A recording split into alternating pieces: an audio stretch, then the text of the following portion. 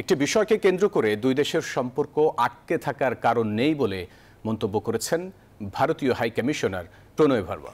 সোমবার আগরতলায় বাংলাদেশের সহকারী হাই কমিশনে হামলার প্রতিবাদে বিকেলে ঢাকায় নিযুক্ত ভারতীয় হাই কমিশনার প্রণয় ভার্মাকে তলব করে মন্ত্রণালয়। পররাষ্ট্র সচিব এম রিয়াজ হামিদুল্লাহর সাথে বৈঠক শেষে এই মন্তব্য করেন তিনি।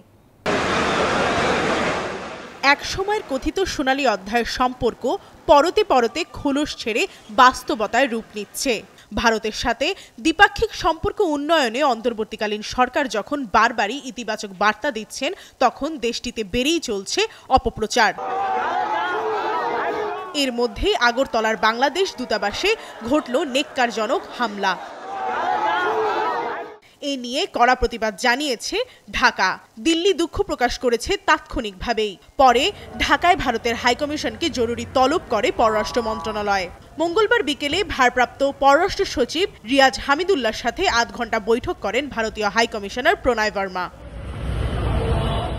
পরে সাংবাদিকদের প্রণয় ভার্মা বলেন, একটি বিষয়কে কেন্দ্র করে দুই দেশের সম্পর্ক আটকে থাকবে না। You cannot reduce it to one issue or one agenda. We are working across so many issues, and we really want to build a positive, stable, constructive relationship moving forward. এর আগে পররাষ্ট্র উপদেষ্টা বলেন, ভারত বাংলাদেশ সম্পর্কে আন্তরিকতা বাড়াতে যা দরকার তা করা হবে। না, ওখানে বলে যাবেন তো, সেটা হচ্ছে যে ওনাকে জিজ্ঞেস করেন, উনি বলুক যে আন্তরিকতা ওনারা বলুন, আর আমাদের যেটুকু করতে আমরা করব, আপনারা দেখতে পাবেন যে আমরা। এরই মধ্যে নিরাপত্তা বিবেচনায় আগরতলা বাংলাদেশ দূতাবাসে ভিসা ও কনসুলার সেবা পরবর্তী নির্দেশনা পর্যন্ত বন্ধ রাখার সিদ্ধান্ত নেওয়া হয়েছে।